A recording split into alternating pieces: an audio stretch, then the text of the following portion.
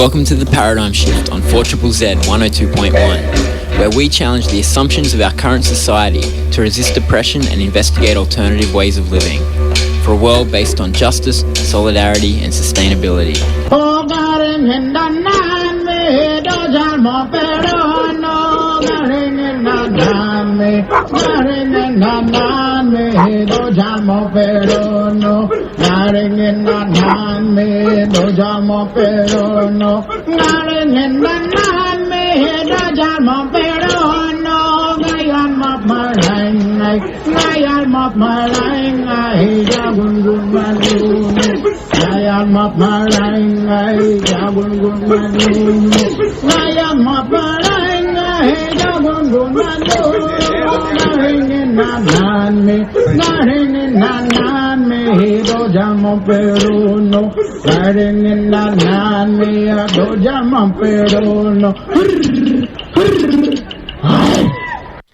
Welcome to the Paradigm Shift on 4ZZZ 102.1 FM. It is your local community radio station. My name is Andy and I will be with you for the next hour, broadcasting on Yagara and Turrbal country. And today on the show, we're going to be playing an interview that I did yesterday with Max Chandler-Mather, the outgoing Greens MP for Griffith in the inner south of Brisbane. And before he was MP, he was quite key to a lot of strategy for the Greens Party in Queensland. And he has recently lost his seat, as you probably have heard in the news. And a lot of people had a lot to say about it, about Max losing his seat and the Greens losing 3 seats and Adam Bant, their leader, losing his seat as well. And so I was reading a lot of these mainstream media kind of takes on the election, and I was like, there's something wrong with these kind of analyses. They just don't seem to be really a very clear analysis of actually what's happened, where, you know, how many votes were lost and things like this. And so I thought, let's clear this up a bit. Let's get somebody who was involved in to talk about the situation with the Greens losing seats, what it means, a bit of an analysis of what has gone wrong, if something's gone wrong. But also, I think Max has some pretty interesting insights from a few years spent in the belly of the beast in the electoral politics system, trying to fight for bigger changes than what that system was really willing to give up, and what happens then when you do that. And so he certainly has some interesting insights, and we did have quite a lengthy yarn that covered quite a lot of topics. And so it will be, most of the show today will be just hearing that chat between me and Max. And I don't often speak to politicians on this show.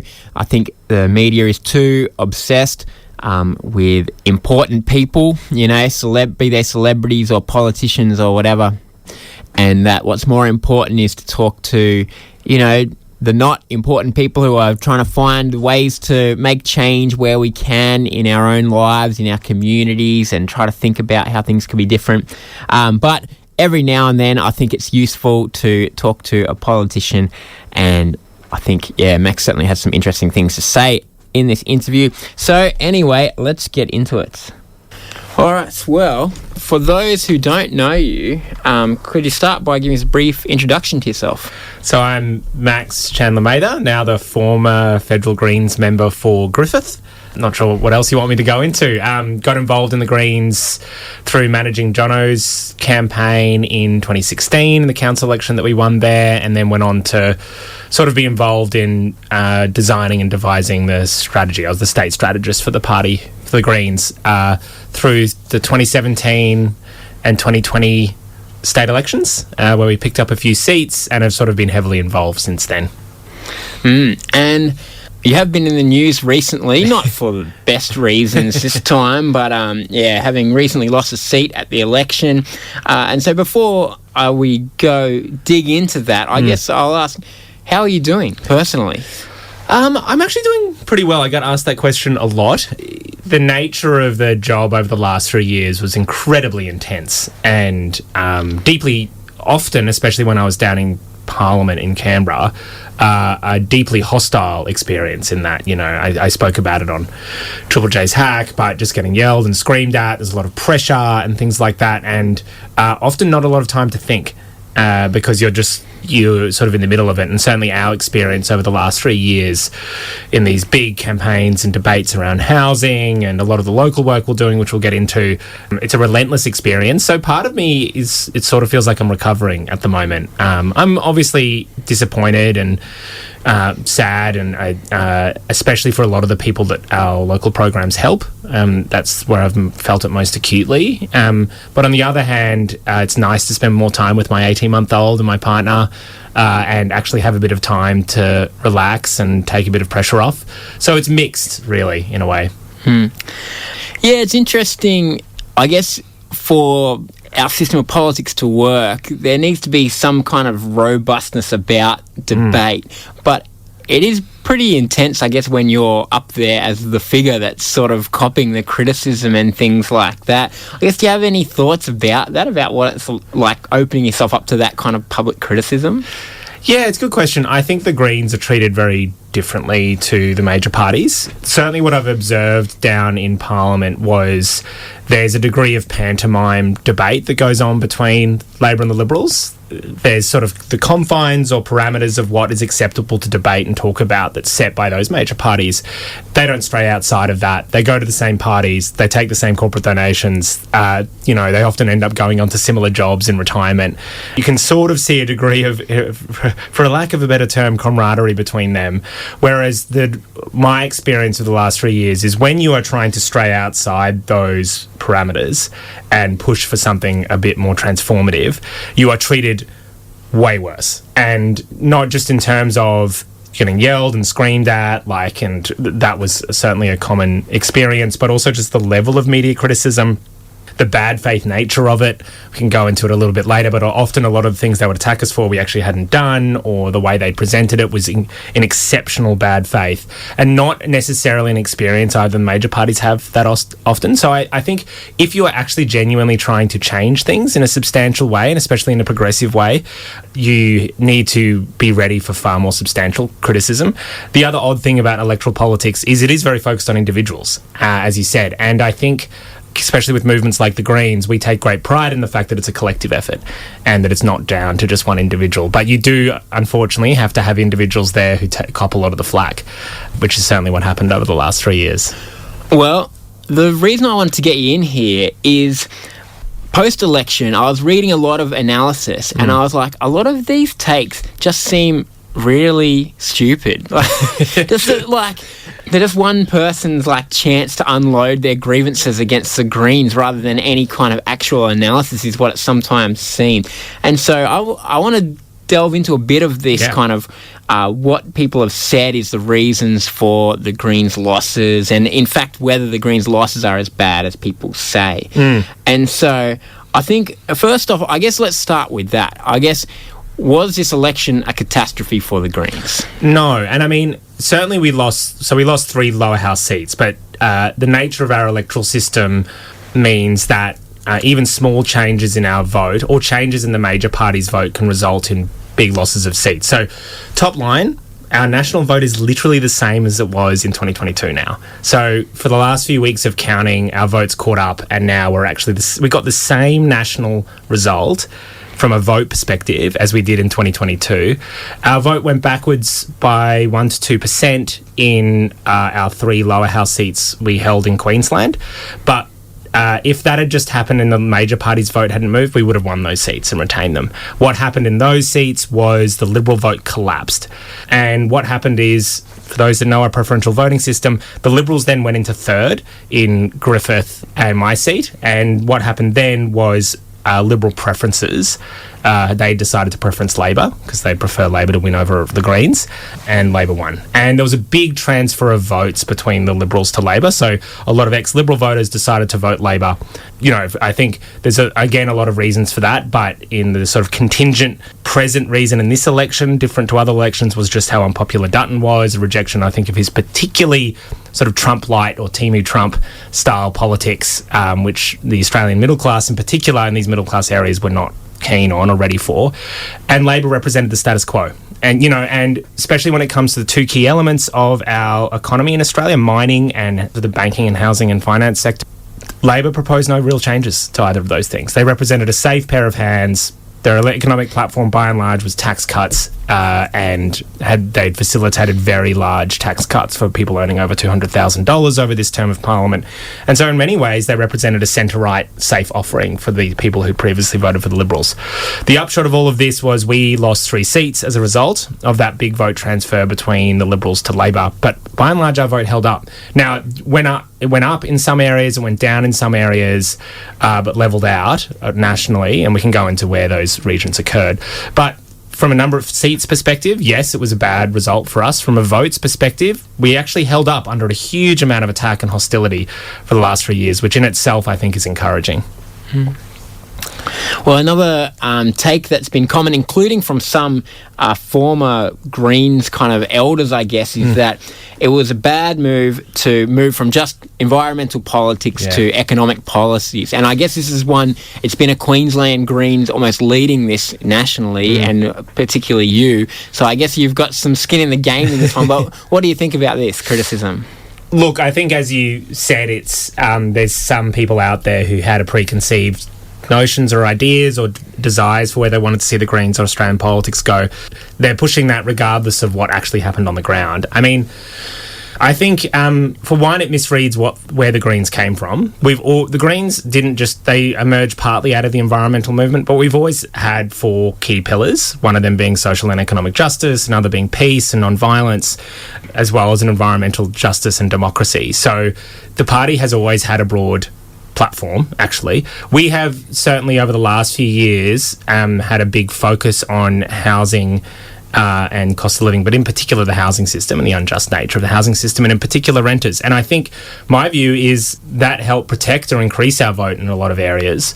But I think more broadly, if we're going to change the country for the better, we need to, recognise that there is a close interlink between the way climate change, the nature of climate change in Australia and the mining industry and the banking and housing sector, and the way they control and dominate Australian politics and make most working people's lives worse.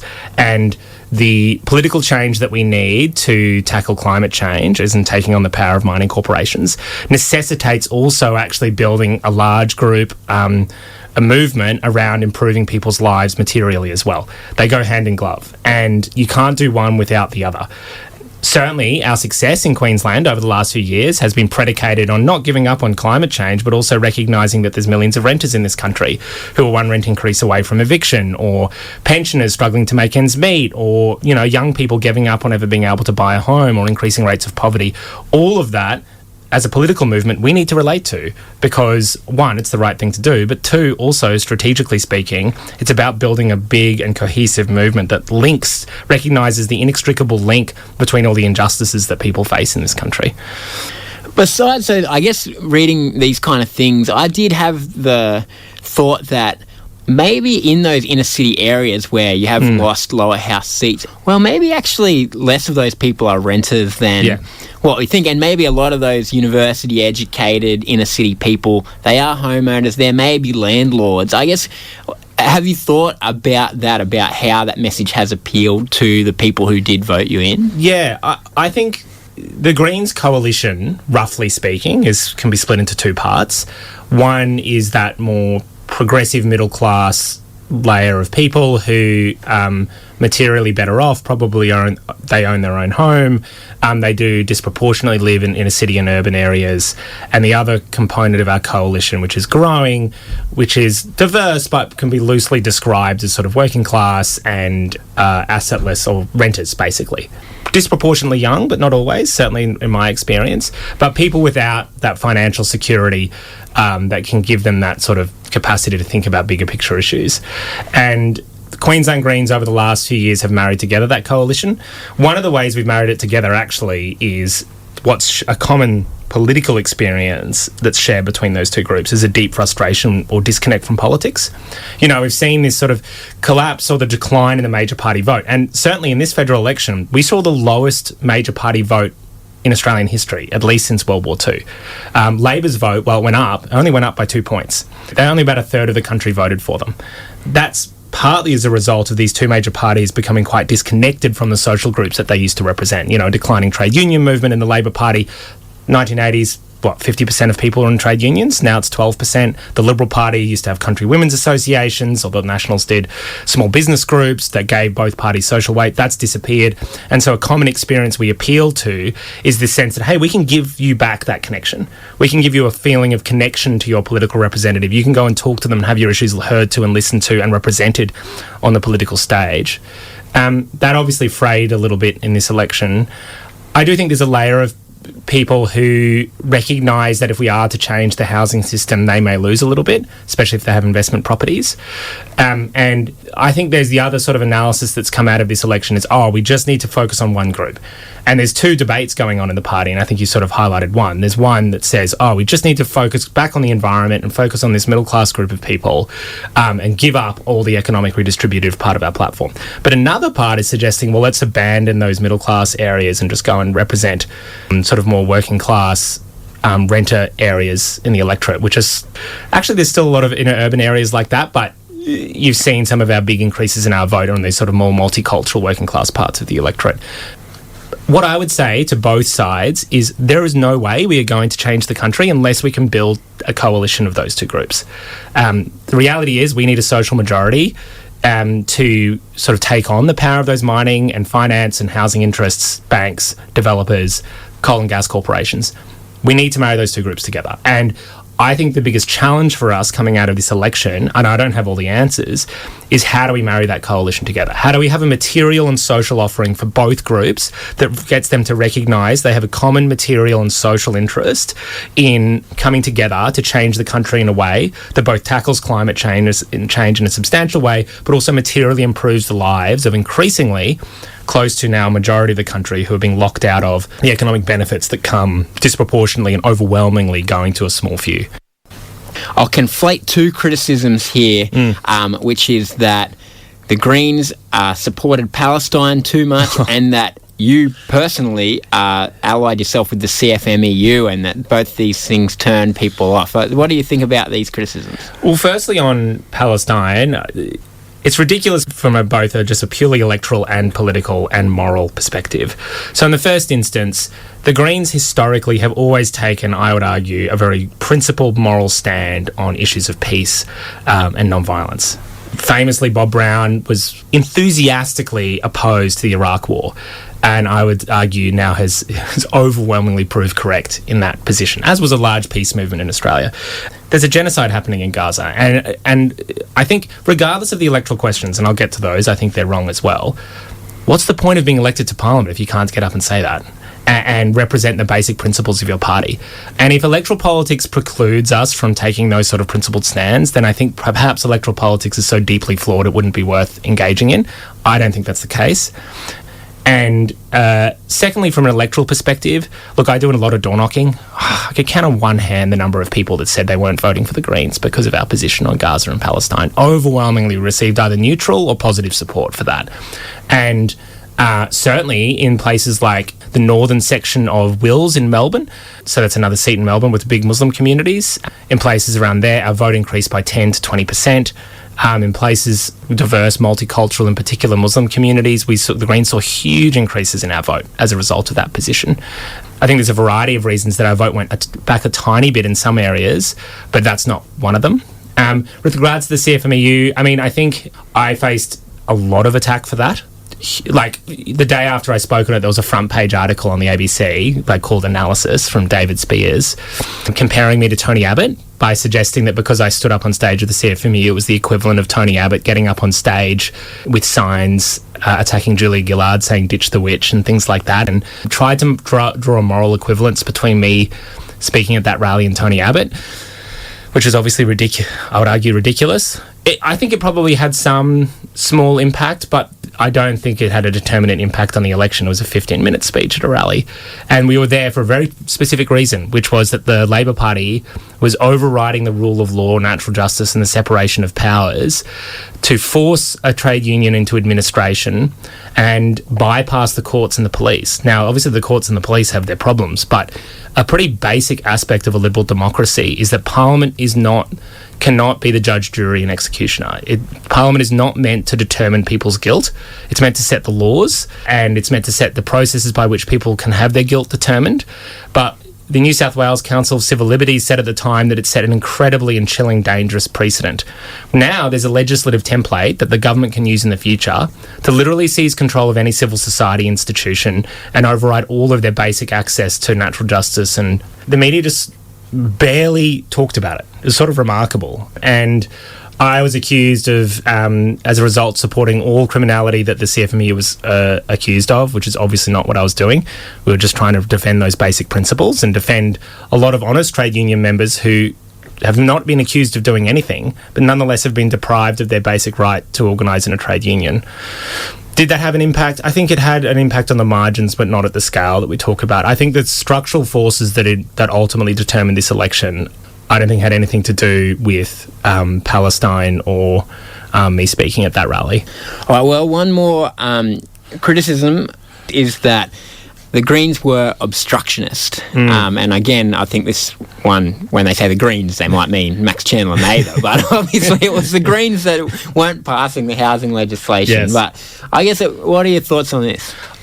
For me, this is a real eye-opener into the limitations the Greens have at the moment, the size of our organisation and what it's going to take to change things. So, in basic terms, what the media accused us of, and essentially just repeating the lines of the Labor Party, never happened. So we had pretty intense negotiations with Labor on two sets of housing bills. The first was the Housing Australia Future Fund. And if you listen to the Labor Party, or frankly the ABC or parts of The Guardian, you'd be forgiven for thinking that we never passed it. But actually what happened is we were engaged in a serious national housing debate and campaign where ultimately we secured $3 billion for public and community housing. And after securing that money, we passed the bill. Now, we didn't think, and nor has it proven to be, that Housing Australia Future Fund was going to do anything. Our criticism at the time was that it, rather than spending money on social housing, that bill puts $10 billion on the stock market, and then the government would only spend up to $500 million every year if it makes a return on the stock market. And then it doesn't even spend it directly on social housing. Instead, what it does, this is really dumb, it encourages community housing providers to make bids to this fund to get little payments every year to cover the cost of getting a loan that they need to get to build the homes. As a result, it still has not built a single home even after we passed it. What has built homes is the $3 billion we secured to directly invest in public and community housing. Now, we came out of that campaign and we faced criticism from both sides. There was some criticism that said we folded too early. We should have held out for more. To them, I'd say, I think it's proven in the fact that so much of the establishment media and these property council and master builders and all of these property and financial interests all came for us the moment they realised we were pushing for rent caps or scrapping negative gearing or building more public housing. They went for the jugular immediately. And we were not big enough to fight them off. And I think that was in particularly proven in the second round of housing negotiations, which is around these two bills called Build to Rent and Help to Buy.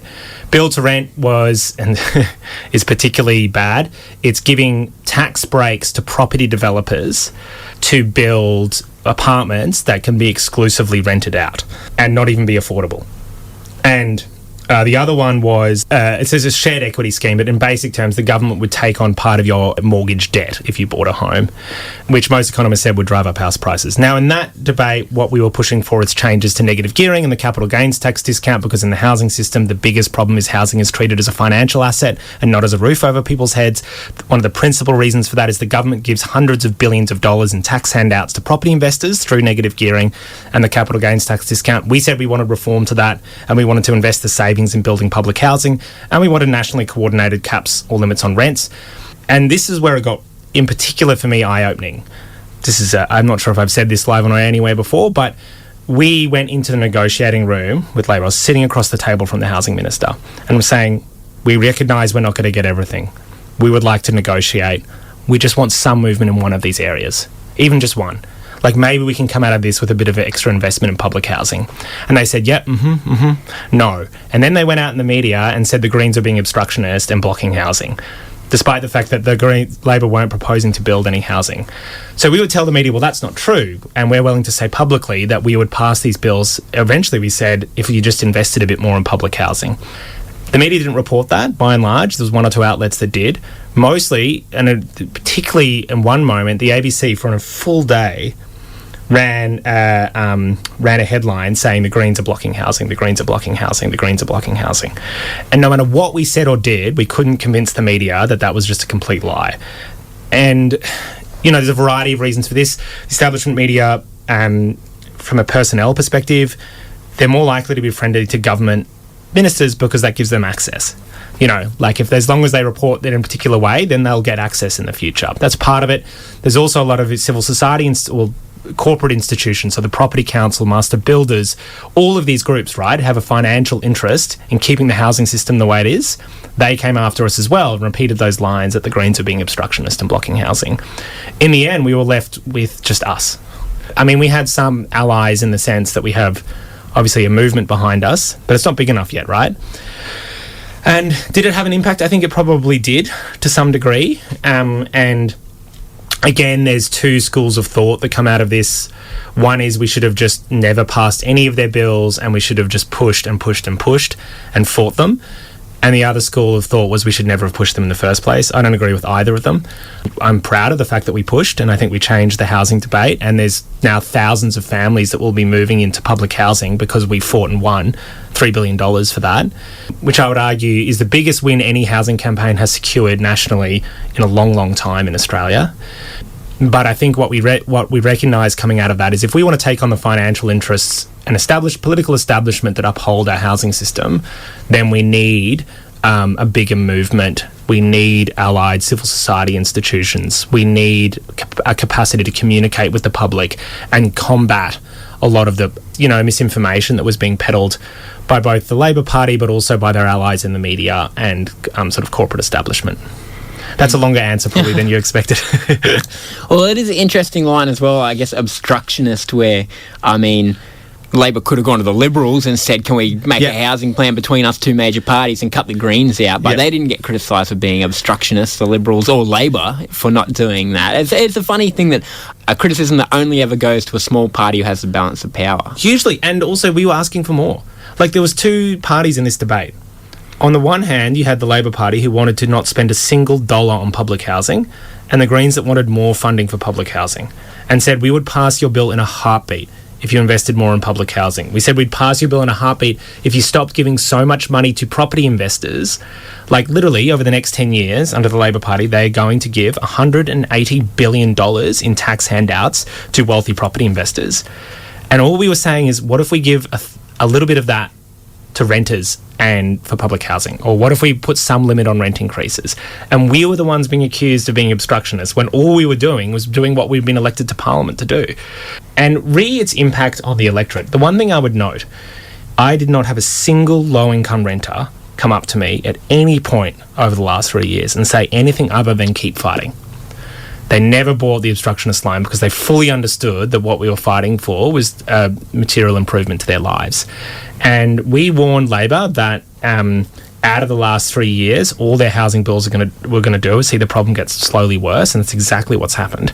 Rents have kept going up. There's more people than ever in housing insecurity. The public housing waitlist has blown out now to over 200,000, which is artificially low because most people don't apply for public housing now because they know they can't get it. This is a huge problem, and as a result of a completely uncurious and friendly establishment media and set of groups like the Property Council and Master Builders, etc., and the Banking Association, headed up by Anna Bligh, former Labor Premier, Labor have largely, apart from the Greens and our push, have largely managed to avoid any responsibility for that. And maybe the final point I'd make, just to give some proof points to this, as I said, the biggest beneficiaries out of our housing system is the banking system. Australian banks are more invested in mortgage debt and housing than any banking system in the world. 60% of all bank lending goes to housing in Australia. Compare that to the US, it's 20 to 30%. The total value of Australia's housing market is 4 times Australia's GDP. It's over $10 trillion. There's a lot of money and wealth there that goes to a very small few. Now, the head of the Banking Association, the chief lobby group for the banks, former Labor Premier Anna Bligh. Who did Labor appoint to their expert body advising them on housing policy? They're called the Supply and Affordability Council. The outgoing CEO of Mirvac, one of Australia's largest property developers. Who did they take all the policy advice from? Groups like the Property Council. Is it any coincidence then that they fought so hard to keep the status quo on housing? There's one more thing, and this one's not much to do with you, but it was interesting in the reporting of Adam Bant losing his seat. So many people were keen to jump on the criticism that the fact that he lost his part of his heartland, Brunswick and Fitzroy, out of his electorate and got replaced by Prahran, which is full right wing. Yes.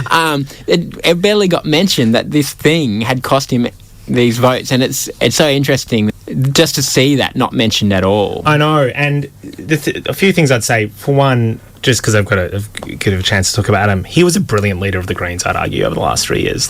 Just from a leader's perspective, he could have, if he'd wanted to, completely own the media space and movement space over the last 3 years. And the degree to which he gave support to people like me and other people in the movement to step up was in big part down to his leadership. His seat, first thing to say is he won the primary vote. So he got the most first preference votes, well over 42%, and still lost because the Liberals preferenced Labor. Labor got about 30% of the vote, and I think Liberals got about 17% of the vote. And secondly, he had a massive redistribution of his seat where he, like Brunswick, I think it is the most green area in Australia, was taken out of his electorate and replaced with one of the weaker areas in Melbourne for the Greens. And if that redistribution hadn't happened, he would have won. The other thing that happened is he was travelling around the country trying to get other people elected.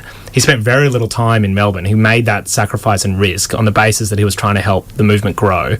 But the re-jumping on the criticism, again, this goes back to your point you made at the start. A lot of people with axes to grind about the Greens and parts of the media and the major parties jumped on this as an opportunity to try and write off Adam's leadership or the direction the Greens have gone in over the last few years. All right, well, all those different criticisms from outside put to the side, I guess it still is a bad result for the Greens losing the seats. And so I guess in your own analysis, it's been a couple of weeks, and what do you think are the learnings to take from this? It's a really good question. I think one of the learnings is, for one, we took on, over the last 3 years, some very powerful interests.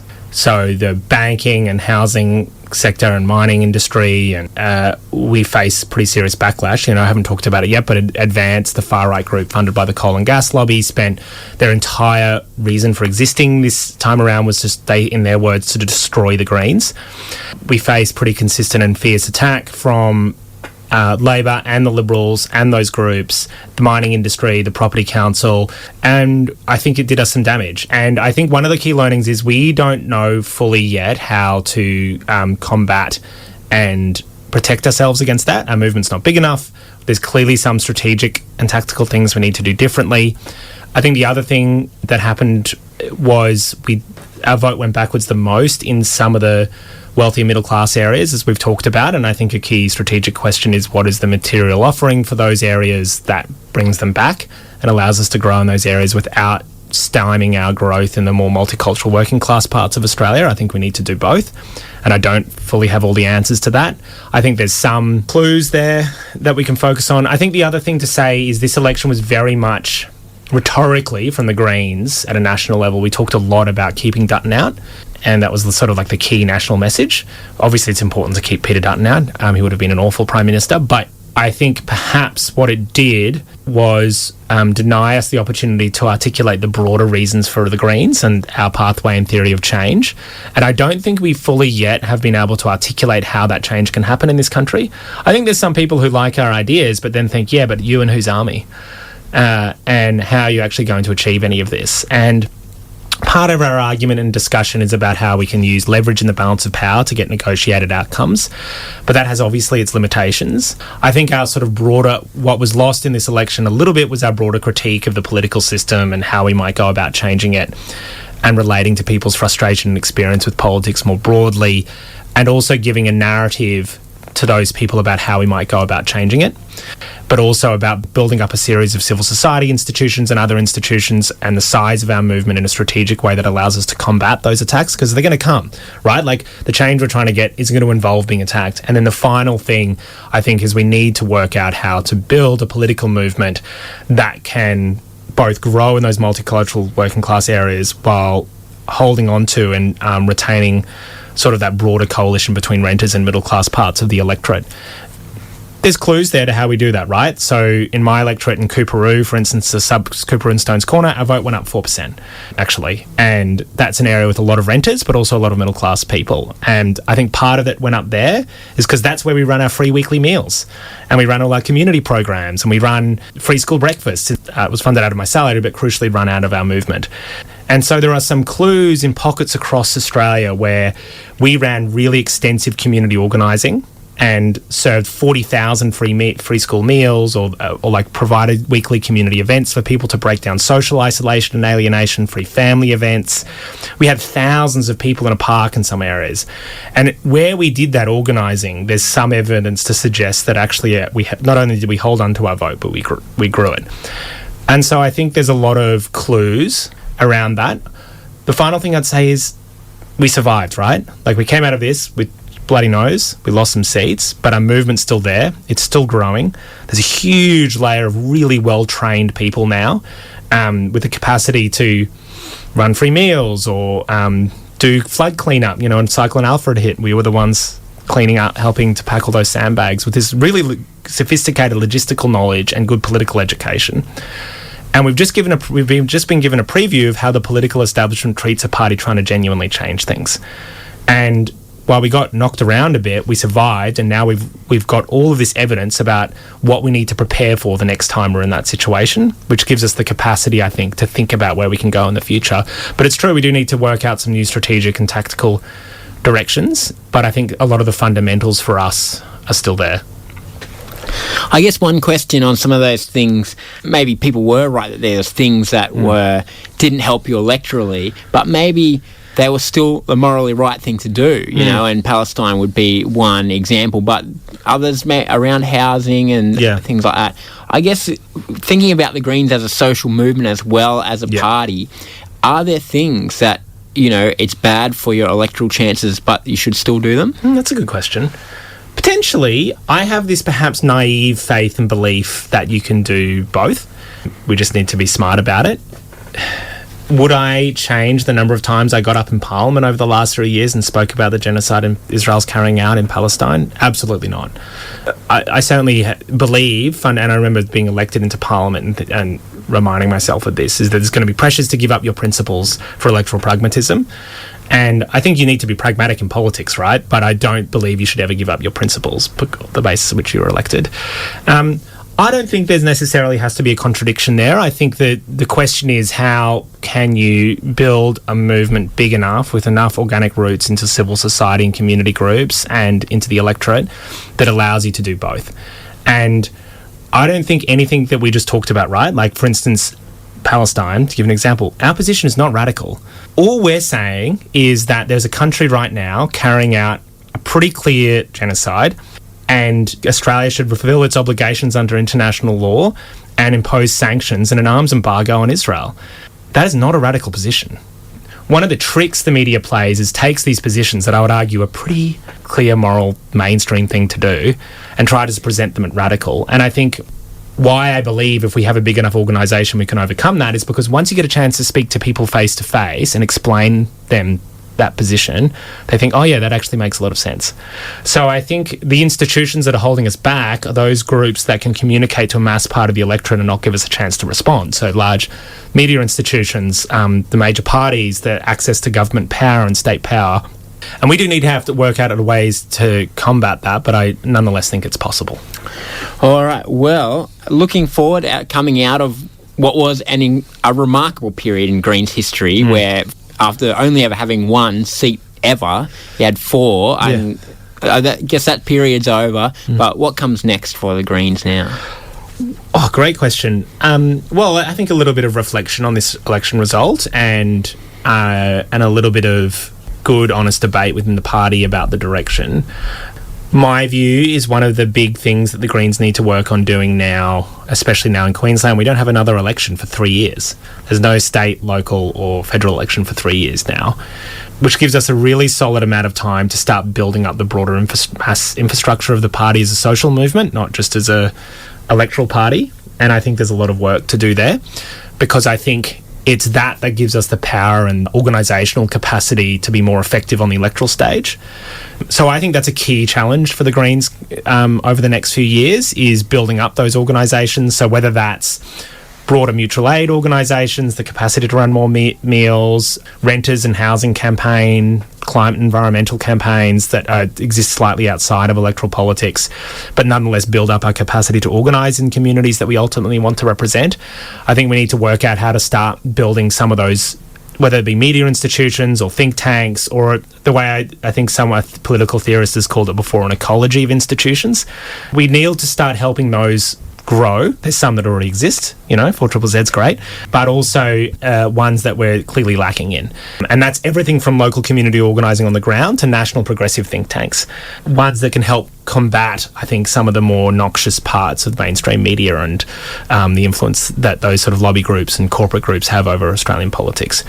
Because if we want to change things, we need them. And to give you a practical example, during the Housing Australia Future Fund debate, I think that one of the reasons we won so much money for public housing was not because of my particular oratory skills or negotiating skills. It was because at the same time we kicked off a national housing door-knocking and protest and rally campaign.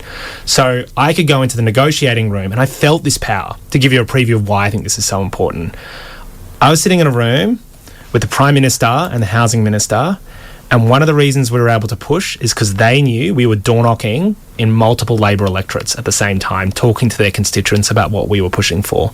And we're going back to them and saying, hey, actually, your constituents really want more public housing. And they really, really want some limits on rent increases. And they actually think you should be doing way more on housing. And that was social power. Like, that was organising in communities. We didn't even have anything to do with this, but there were people picketing the housing minister's office down in Tasmania. We ran a national renters rally out the front of the Labor conference. That was still very small by the standards we need to get to, but that was, I think, a key reason why we were able to get so much. So I think the question for the next 3 years, why I think this is so fundamental, is how do we build up a mass party with a series of allied institutions capable of having the same levels of networks and sophistication that the establishment parties have and their allies in the media and corporate institutions. And that is the key challenge for the Greens. We're not going to do it in 3 years, of course, but I do think we need to start focusing and putting more resources into it. And for you personally, what comes next? Bit of a rest, gardening, going on some runs, hanging out with my 18-month-old and my partner. And then I've already got some plans in my head. I don't want to reveal them all now, but a little bit of rest and then getting back into it in some way. I think one concern a few people had was I was just going to give up or hand the reins over to other people and then move on with my life, so to speak. But perhaps to reassure people or worry people, depending on their political perspective, my plan is to stick around and keep being involved in the Greens and the movement and helping to build it in whatever way I can. I think one of the reasons I don't feel as bad about losing Griffith personally, I feel bad for a lot of the people we won't be able to support through all of our community meal programs, is, I suppose I never really thought of it as a career. Like, this is always for us a big political project and we were trying to change the country for the better. This is a setback, but we're all still around, we're all still alive. We still have this massive movement and the privilege to be part of it and grow it. And I think that's what I'm most looking forward to over the next few years. All right. Thanks very much, Max. Thanks, Andy.